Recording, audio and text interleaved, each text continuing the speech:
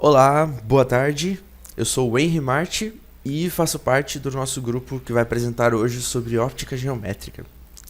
Hoje nós vamos apresentar aqui diversos assuntos, né? Começando por propagação retilínea da luz, que será apresentado pelo Lucas Leiba. Vamos falar sobre os eclipses, que vai ser apresentado pelo Bruno. Reflexão da luz, apresentado pelo Danilo. Difusão da luz, apresentado pelo Victor. Refração da luz, apresentado pelo Lucas Broche.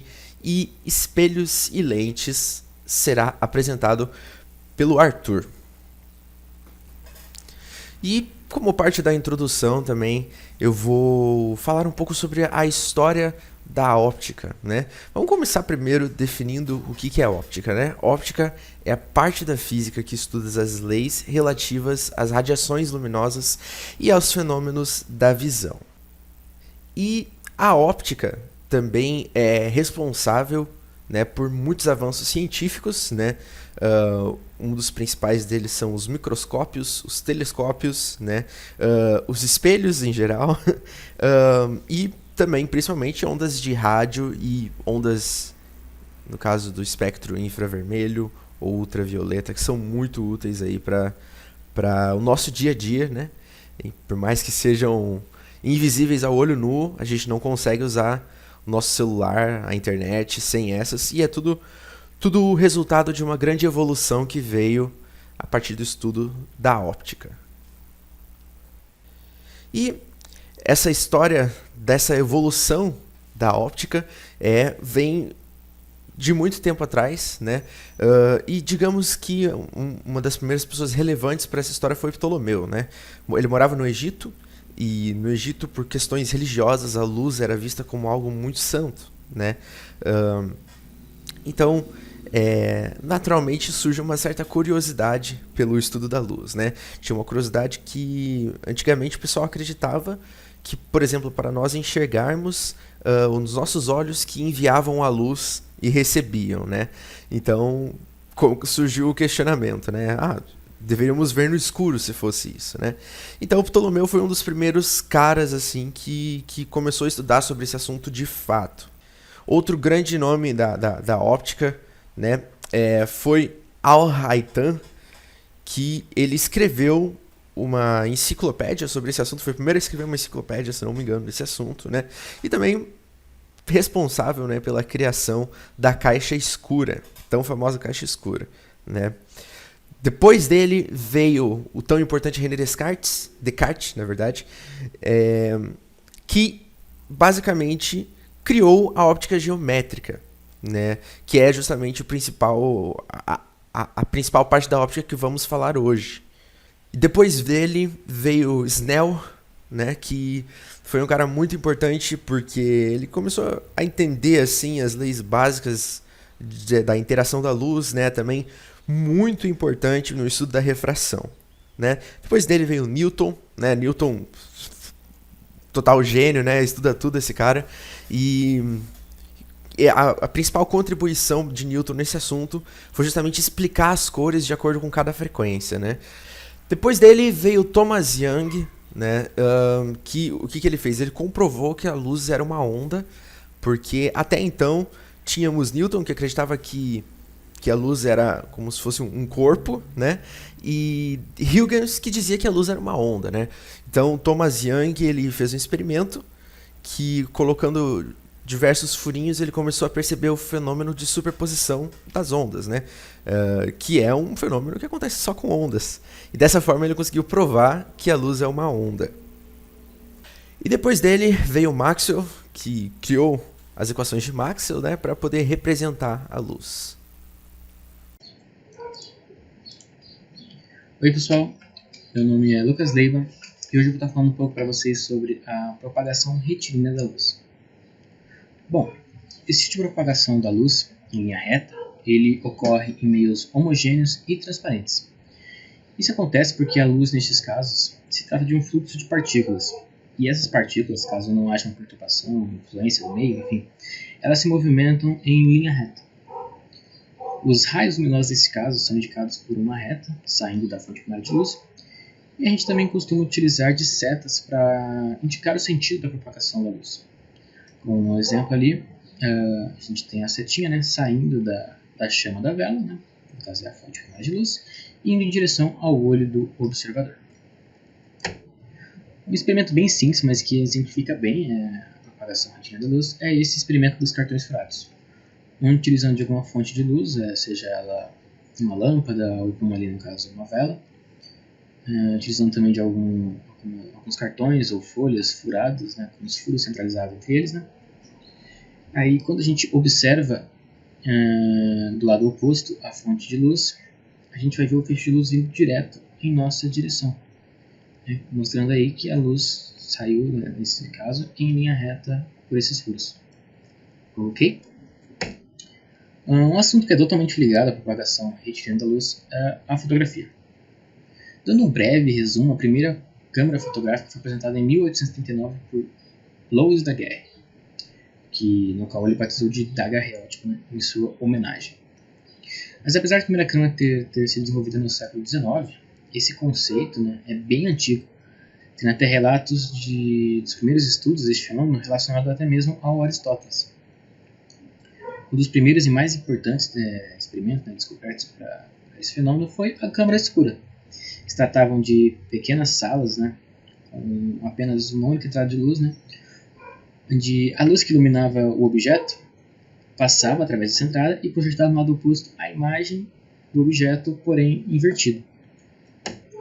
Mas por que a imagem invertida? Bom, isso ocorre porque os raios luminosos, ao saírem do objeto, quando entram pelo furo, eles acabam se cruzando, causando então esse efeito de inversão da imagem, onde a parte de cima entra de baixo de cima, e o mesmo vale também para a esquerda e a direita, né?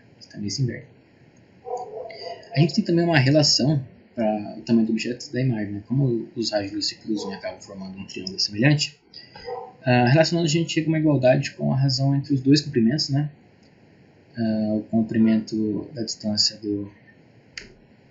do furo para a imagem, né? Para a parede, sobre a distância do objeto para o furo, igualando eles à imagem, né, formada na parede sobre o tamanho do objeto.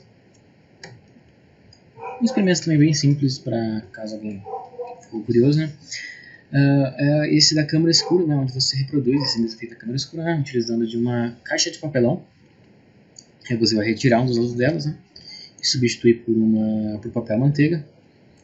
No outro lado você vai recortar um círculo de papelão e colocar um círculo de cartolina com um pequeno furo no meio. Para o efeito ficar melhor, né, eu sugiro que seja um ambiente escuro, né.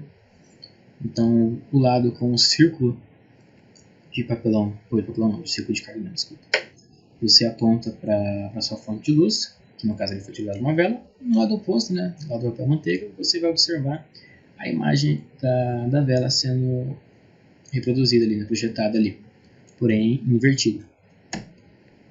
Outro fenômeno causado pela propagação da luz, retilínea da luz, é a de sombra e penumbra. Quando a gente ilumina algum objeto, nas regiões onde não chegam os raios luminosos, né, a gente vai ter formação de sombra.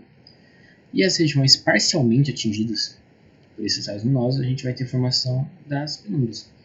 Que, dizendo de uma maneira meio grosseira, é meio que a sombra um pouco mais fraca. Como exemplo, eu trouxe aqui uma esfera, né, um objeto, que está entre uma fonte de luz e um anteparo, né, uma parede. No primeiro exemplo, a gente tem uma fonte de luz menor que o objeto, né? Então, se a gente observar entre a esfera e o anteparo, a gente vai ter que na região de sombra tem um formato de cone, que a gente chama de cone de sombra. Olha aí que criativo. E no anteparo, a gente vai ter a sombra projetada de um círculo maior do que o objeto. Só que nesse segundo caso, em uma fonte de luz igualmente esférica ao tamanho do objeto, a sua região de sombra assume um formato de cilindro de mesmo raio que a esfera. E o mesmo vale para a sombra projetada no anteparo. Terá um círculo do mesmo tamanho do objeto, mas também terá as regiões onde poucos raios luminosos irão atingir, como por exemplo esses raios de luz que se cruzam, não atingem algumas regiões, apenas alguns raios que saem perpendicularmente nesse sentido, que para a esquerda, né, que vão iluminar aquela região. Então teremos a formação de penumbras no anteparo. Então, neste caso, a gente vai ter no nosso preparo um círculo de sombra de tamanho igual ao objeto, rodeado por um círculo maior de penumbra. Esse fenômeno, pessoal, é bem semelhante, né, ao fenômeno do eclipse. Então, da minha parte é isso. Agora o nosso amigo Bruno vai falar um pouco mais sobre o eclipse, os fenômenos de eclipse. Obrigado pela atenção. Bom, continuando mais sobre o assunto de propagação retilínea da luz, eu vou explicar mais sobre eclipse solar e eclipse lunar. Para a gente entender primeiro esses dois fenômenos, temos que entender as fases da Lua, certo? A Lua, ela possui 4 fases, e essas fases elas são denominadas de Lua Nova, Lua Crescente, Lua Cheia e Lua Minguante. A Lua ela tem como sua característica rotação em torno do seu próprio eixo, revolução ao torno da Terra e translação ao redor do Sol junto com a Terra. Bom, cada fase da Lua leva um período de 7 a 8 dias, e esse ciclo leva cerca de 28 dias, que seria tecnicamente um mês. Bom, a Lua Nova ela é um fenômeno bem legal de se explicar, pois a Lua Nova ela possui uma característica muito legal. Utilizando essa imagem como referência, podemos observar que aqui essa face da Lua está dia e essa face da Lua está noite, certo? Num período de 24 horas eles irão se inverter, certo?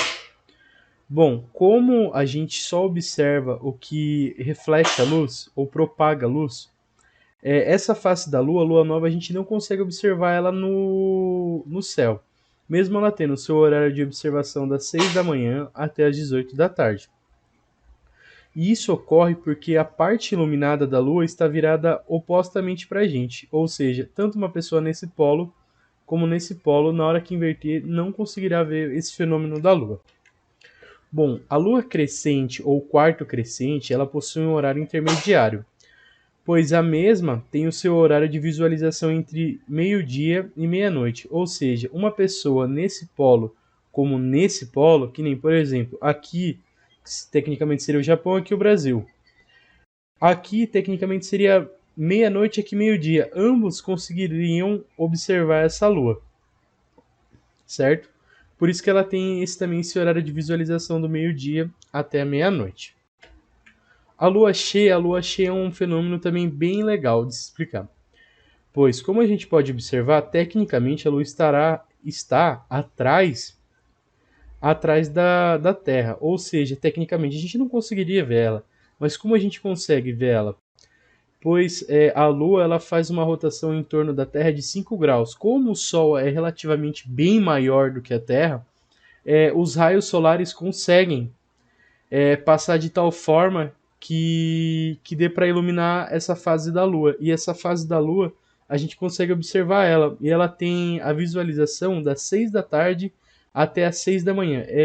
Explicando melhor, tipo assim, pensando que minha cabeça é a Terra, aqui vai estar a Lua e aqui vai estar o Sol, a Lua ela vai fazer esse movimento em torno da Terra. Como o Sol é bem maior, a gente vai conseguir observar ele refletindo, porque tecnicamente ele vai estar batendo os raios bem na ponta da Lua, conseguindo facilitar a nossa observação dela na parte da noite. A lua minguante ou quarto minguante, ela é como se fosse a lua crescente, só que em outra fase da lua. Ela tem as mesmas características da lua crescente. Ela tem o seu horário de visualização entre o meio-dia e a meia-noite. Bom, agora explicando sobre o fenômeno eclipse solar, a primeira coisa, para o eclipse solar acontecer, os 3 astros têm que estar alinhados, a Lua ela tem que estar na sua posição de Lua Nova e não são todos que conseguem observar esse fenômeno. Por quê? Porque se a gente pegar um raio de luz nessa extremidade e tangenciar a Lua, podemos observar que não são todos que vão ter esse privilégio. Porque ele é um fenômeno que ele tem uma característica única. Com isso, são poucas pessoas que conseguem observar ele. Algumas pessoas conseguem observar o eclipse parcial, que é como se fosse, tecnicamente, uma lua crescente ou minguante, nessa área aqui menos escura, e nessa área mais escura seria o eclipse na sua forma total. Ou seja, a lua cobrindo 100% o sol com a pessoa nesse ponto de referência. Já o eclipse lunar, são mais pessoas que conseguem observar ele, porque tecnicamente a lua ela vai estar no seu estado de cheia, e com isso a Terra ela faz uma sombra em torno do Sol. E quando a lua passa por essa sombra, a gente tem essa visualização de lua de sangue, uma lua avermelhada, porque os gases da Terra mostram isso, que geralmente essa característica é no final da tarde, onde os gases não conseguem refletir tanto a luz, até por isso que o céu é azul. Olá, boa tarde a todos. Meu nome é Danilo, sou estudante do campus de Cornélio Procópio, faço engenharia eletrônica. Vou falar um pouquinho sobre a reflexão da luz, um conceito muito importante dentro da ótica geométrica. Bom, então, o que seria essa reflexão? Então, é basicamente essa definição aqui, ó, que consiste na luz, ela volta a se propagar no meio que ela saiu, né, no seu meio de origem. Então, essa incidência, ela recai sobre objeto ou superfície. Então, na interface entre dois meios, a luz é parcialmente refletida, vou falar um pouquinho, e parcialmente refratada, que o nosso colega vai falar depois. A menos que hajam corpos perfeitos aqui, acontece esse fenômeno, que não é o caso, né? Então, a gente tem aqui os raios incidentes, uma parte é refratada, a outra é refletida, né? E a gente tem esse exemplo aqui muito bacana. Vou falar um pouco sobre a reflexão e velocidade dessa onda. Então, a gente tem dois tipos. Se uma interface ela é lisa, a gente tem uma reflexão especular, como é esse caso aqui, ó. E na maioria das vezes, quando a gente tem uma reflexão difusa, né, quando esse objeto ele não é perfeitamente liso, a gente tem uma reflexão difusa. Então, no vácuo, né, se propagando no vácuo, essa velocidade é a velocidade da luz, né, 3 vezes 10 a oitava metros por segundo.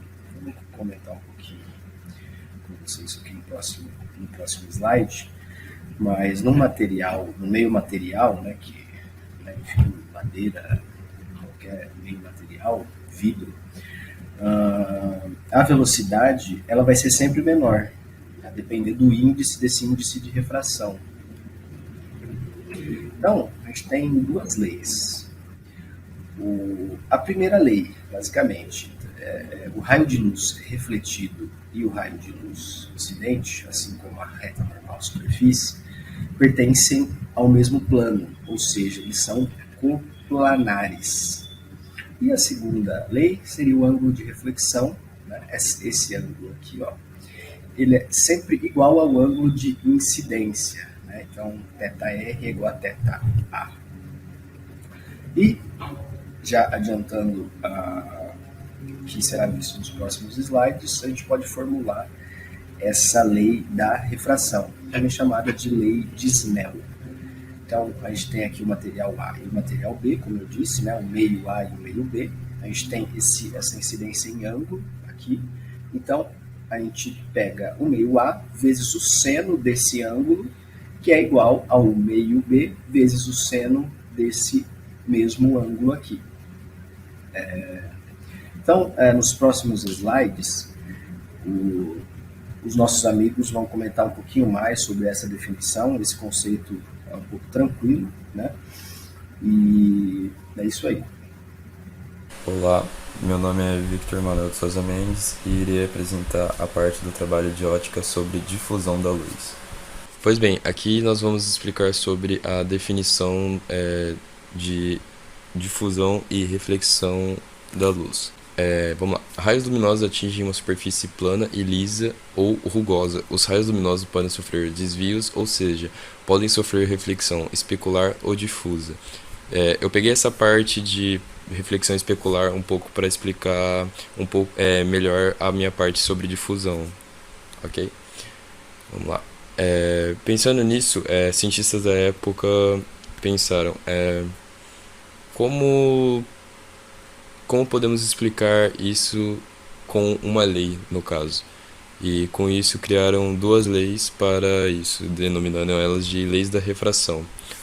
Vamos lá, primeiramente. Primeira lei da refração explica que o raio incidente, o raio refratado e a reta normal no ponto de incidência estão contidos no mesmo plano.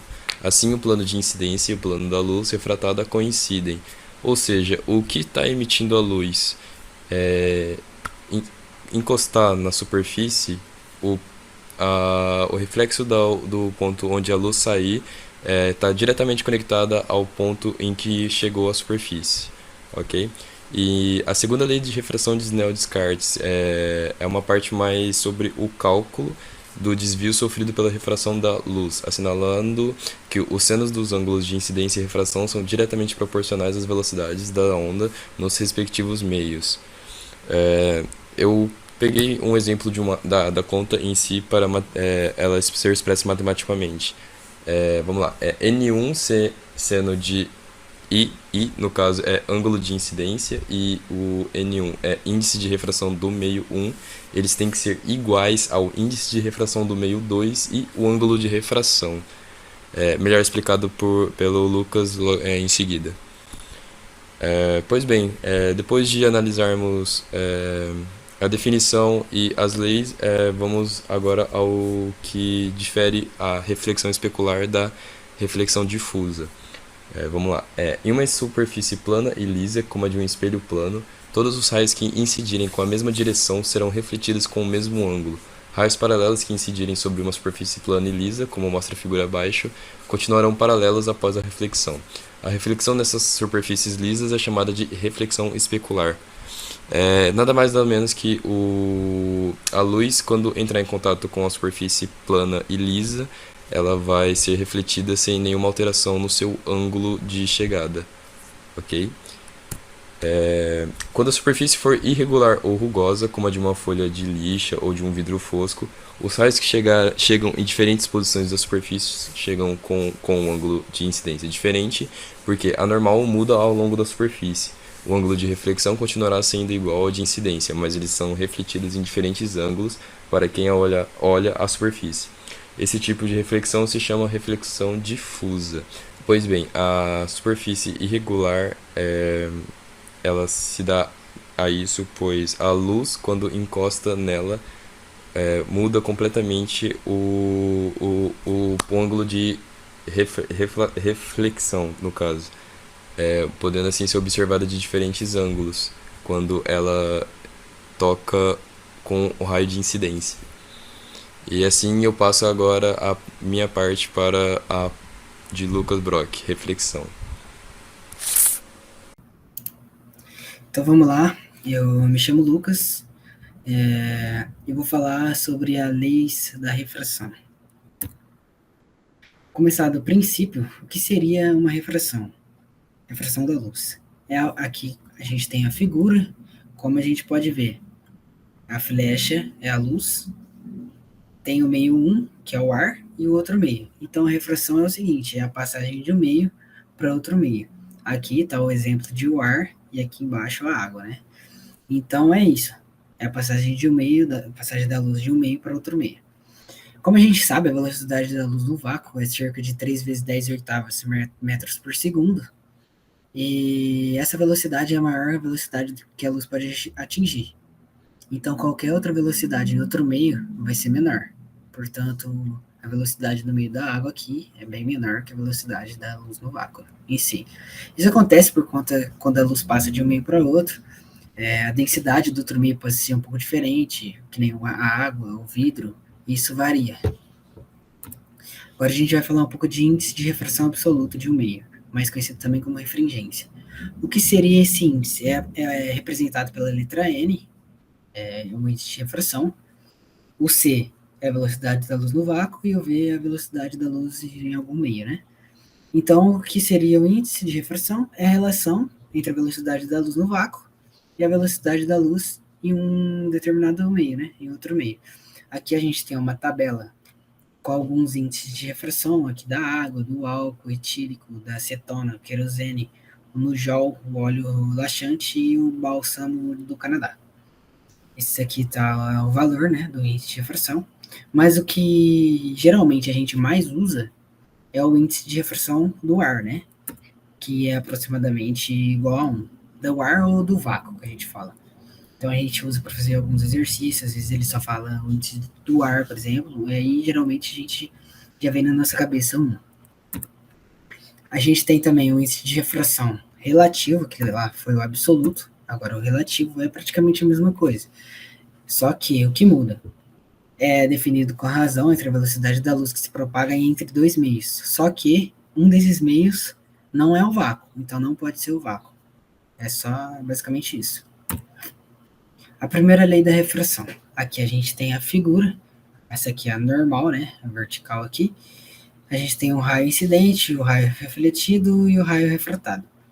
Quando acontece a passagem da luz de um meio para outro, vai formar um ângulo aqui com a normal. Esse ângulo na parte de cima aqui se chama ângulo de incidência.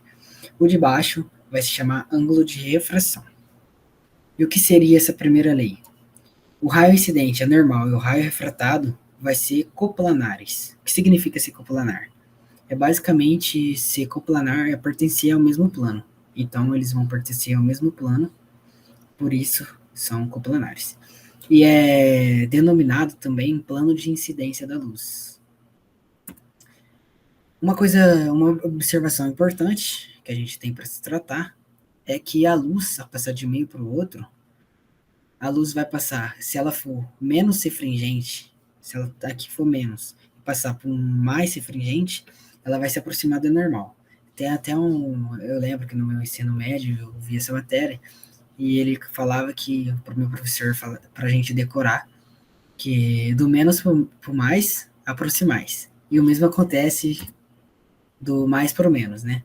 Então a luz, ao passar o meio para o mais refringente para o menos, se afasta. Então ele falava que a passagem do mais para o menos, afastemos. Era assim que, para a gente decorar mais fácil, eu lembro disso. Só para descontrair um pouco. A segunda lei de Snell, Descartes, né? O que determina essa lei? Aqui a gente tem a figura, como nas outras, lá, a passagem de um meio para o outro, formando os ângulos. Então, essa lei determina o seguinte, que o produto da soma do ângulo formado entre o raio de luz e a reta normal e o índice de refração deve ser o quê? Deve ser constantes. Então, a gente chegou nessa fórmula que o n vezes o seno do meio 1 é igual ao n vezes o seno do meio 2. Vou fazer um exemplo aqui, usando a fórmula de índice de refração, basicamente, é bem simples esse exemplo. Então, supondo que o diamante apresenta índice de refração absoluto igual a 2,41 para a luz amarela, e aqui ele também dá a velocidade da luz, né, que é 300 mil km por segundo. E ele pede para calcular a velocidade da luz amarela no diamante. Então, o que a gente tem? A gente tem o n, que é o índice de refração absoluto aqui, e ele deu, que a gente já sabe também, quando ele nem precisa dar, geralmente, assim, não é todas as vezes que ele dá, mas a gente sabe que a velocidade da luz é 300 mil km por segundo, 3 vezes 10 oitavo metro por segundo. Então a gente substitui aqui na equação, né? E a gente chega que a velocidade da luz amarela é cerca de 124.500 km por segundo. O outro exemplo, só que esse aqui é utilizando a segunda lei da refração, que é a lei de Snell. Um raio de luz monocromático se propaga no meio A, de índice de refração igual a 2. Então, a gente devemos concluir que o índice de refração do meio B vai ser igual a... Então, o que a gente tem aqui? A gente tem que o índice de refração do meio A é igual a 2, está pedindo o índice de refração do meio B, e a gente tem os ângulos, que é o 53 e o 37. Como a gente viu na figura anterior, geralmente o índice de refração, o ângulo de incidência do meio A está entre a normal e o feixe de luz, né? Só que isso aqui está ao contrário. Então, no caso, o ângulo de incidência vai ser o 37 e o ângulo de refração vai ser o 53. Basta a gente substituir na fórmula que a gente acha o índice de refração do meio B, que é cerca de 1,5. Alguns fenômenos ligados à refração da luz. O arco-íris eu acho que é um dos mais conhecidos, né? Todo mundo já viu um arco-íris aí. Então, como que surge basicamente o arco-íris? Do que ele precisa? Ele precisa da água, que é a chuva, né? Partículas de água, e a luz, que vem do sol. Então, basicamente, quando para de chover, ainda existem algumas partículas de água no céu, e essa luz passa nela. Então, quando ela passa, tem um fenômeno de refração. E com isso, surge o arco-íris. Interessante, né? Refração, então, para a criação do arco-íris é refração em uma gota de chuva que produz isso. Outra coisa bastante que a gente vê é a refração da luz de uma piscina. Às vezes a gente olha assim, olha ela e parece, nossa, essa piscina tá rasa. Ela é rasa. Só que pode enganar, né? Então, o que acontece quando a gente às vezes pensa que a rasa entra e é fundo da piscina, é basicamente a refração da luz, que faz que a piscina pareça ser rasa. Tem que tomar cuidado com isso daí. Outra coisa assim que a gente vê bastante também, bastante exemplo, é um copo cheio de água, uma vasilha cheia de água com lápis, caneta ou um canudo, não importa, que parece que está quebrado, né, o lápis aqui, mas não, é basicamente a refração dos nossos olhos, que parece que tá, mas na verdade não tá, né. É basicamente isso, minha parte. Olá, boa tarde. Me chamo Arthur e hoje eu vou falar sobre lentes e espelhos. Introdução. A luz é uma onda eletromagnética e interage com a matéria por meio de seus campos elétricos e magnéticos. Nessa interação, podem ocorrer alterações na velocidade, na direção de propagação, na intensidade e na polarização da luz. Fenômenos tais como a refração e a reflexão são descritos usando-se o conceito de raios de luz, linhas perpendiculares às frentes de onda. A óptica geométrica é válida somente em situações em que as dimensões dos objetos com que a luz interage, por exemplo, espelhos, lentes ou anteparos. Objetos e imagens. Para ver um objeto, sua luz deve ser direcionada à retina, onde se forma a imagem. Podemos ver um objeto olhando para ele ou para sua imagem refletida/refratada. Objetos e imagens. O processo é idêntico, mesmo se a luz não vem de fato do objeto. Por exemplo, a luz refletida por um espelho ou a luz refratada por uma lente. Uma imagem se forma quando raios de luz vêm ou parecem vir de algum ponto após interagir com, refletir em ou refratar de um sistema óptico, de espelho ou lente. Nesse contexto, podemos definir dois tipos de objeto e imagem. Imagem real, formada em um anteparo/superfície, não depende do observador para existir. Os raios de luz convergem na imagem. Imagem virtual, formada pela projeção de raios de luz. Depende do observador para existir. A imagem se localiza no ponto de onde os raios projetados parecem divergir. Objeto real. A luz do objeto incide sobre o sistema óptico de forma divergente. Esta é a situação usual, por exemplo, um objeto em frente a um espelho. Objeto virtual. A luz incide sobre um sistema óptico de forma convergente.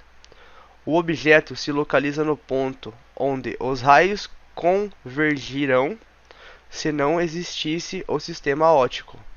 Uma imagem real de um sistema pode servir de objeto virtual a um segundo sistema. Espelho plano. Considerando um objeto luminoso, representado por O, colocado na frente do espelho, a luz que sai do objeto e incide no espelho é refletida, prolongando os traços divergentes. Verificamos que todas passarão pelo mesmo ponto. Assim, a luz após ser refletida pelo espelho plano diverge como se estivesse sendo emitida do ponto I, situada atrás do espelho. Espelho plano. Os triângulos OAB e IAB possuem um lado em comum e três ângulos iguais, portanto, são considerados congruentes. Logo, vemos que OA é igual a IA. Por convenção, a distância do objeto sempre positiva é da imagem, será positiva. Para a imagem real, a negativa é a imagem virtual. Espelho plano. Nesse slide, vemos um homem na frente de um espelho. Percebemos que a distância do objeto, o homem, é a mesma da distância da imagem. Portanto, são congruentes. Espelho plano. Um raio de luz incidente, um espelho plano e o raio de luz refletido. Aqui a gente percebe que se um raio de luz entra com um ângulo de, por exemplo, 30 graus, o raio de luz refletido vai sair também com um ângulo de 30 graus, formando um ângulo de 60. Espelho plano. Nessa imagem, a gente vê um objeto, um observador. Percebemos que a distância do espelho é sempre a mesma. Os raios incidem no espelho, formando a imagem. Esses raios batem no espelho e vão para o olho do observador, assim enxergando o objeto. Espelhos esféricos. Uma superfície lisa, de forma esférica, que reflete especularmente a luz, é um espelho esférico. Espelho côncavo e convexo. Se a luz estiver refletindo na superfície interna, dizemos que é um espelho côncavo. Se a luz ocorrer na superfície externa, dizemos que é o espelho convexo. Espelhos esféricos. Pontos importantes dos espelhos esféricos. 1. O ponto V, centro da superfície refletora, denomina-se vértice do espelho. 2. O ponto C, centro de curvatura da esfera, denomina-se centro do espelho. A reta CV é denominada como eixo do espelho. 4. O raio R do espelho é o raio de curvatura da esfera. Na foto, a gente vê todos os pontos do espelho: o centro de curvatura, o foco principal, a vértice, o raio de curvatura, a distância focal e o ângulo de abertura do espelho. Imagens produzidas por espelhos esféricos. Quando um feixe de luz emitido por um objeto se reflete em um espelho côncavo, de modo a convergir para um ponto, teremos nesse ponto a formação de uma imagem real. Na primeira imagem, vemos uma imagem real invertida e menor. A vela se encontra além do centro de curvatura. Na segunda imagem, vemos a vela invertida do mesmo tamanho, mas ela está no centro óptico do espelho. Na terceira imagem, vemos uma imagem virtual à direita do espelho e maior. Na quarta imagem, é uma imagem real, invertida e maior, e a vela se encontra entre o centro óptico e o foco. Na quinta imagem, vemos uma imagem imprópria. O objeto se encontra no foco. A sexta imagem é um espelho convexo. É uma imagem virtual à direita e menor. Espelhos esféricos. Um feixe de raios luminosos incingindo paralelamente ao eixo de um espelho côncavo é refletido convergindo para um foco real e, incidindo em um espelho convexo, diverge após a reflexão como se fosse emitido de um foco virtual. Em ambos os casos, a relação entre a distância focal f e o raio da curvatura r do espelho é dada por f igual a r sobre 2. Se r maior que zero, espelho é côncavo. R menor que zero, espelho convexo. Espelhos esféricos. Lente Fresnel. Uma lente de Fresnel é um tipo de lente inventada pelo físico francês Augustin Jean Fresnel. criada originalmente para o uso em faróis de sinalização marítima. Seu desenho possibilita a construção de lentes de grande abertura e curta distância focal, sem o peso e o volume do material que seriam necessários a uma lente convencional. Comparadas a estas, as Fresnel são bem mais finas, permitindo a passagem de mais luz, e assim os faróis com elas equipados são visíveis a distâncias bem maiores. Aqui na primeira foto a gente tem um exemplo de uma lente, como seria ela normal, e uma lente de Fresnel. Aqui está mostrando os raios de luz da lente quando se passam por ela. E essa aqui é uma lente usada em um farol. Lentes esféricas. Uma lente é constituída por um meio transparente, limitado por faces curvas que normalmente são esféricas. Este meio é, em geral, vidro ou algum polímero. As lentes esféricas possuem faces côncavas ou convexas, podendo uma delas ser plana. Quando as duas faces de uma lente são convexas, dizemos que ela é uma lente biconvexa. Quando são ambas côncavas, lente bicôncava. Bom, aqui são os tipos de lente. As primeiras são as lentes convergentes. A primeira é uma lente convexa normal. A segunda é uma lente biconvexa. A terceira, plano convexa. E a menos usual, menisco positivo. Lentes divergentes. A lente côncava, a lente bicôncava, lente plano côncava, menisco negativo. Lentes esféricas, convergentes e divergentes. Lentes que apresentam as extremidades mais finas que a parte central, como a lente biconvexa, são convergentes, e as que apresentam as extremidades mais espessas do que a parte central, como a lente bicôncava, são divergentes. Na primeira imagem a gente vê uma lente bicôncava, na segunda imagem a gente vê uma lente biconvexa.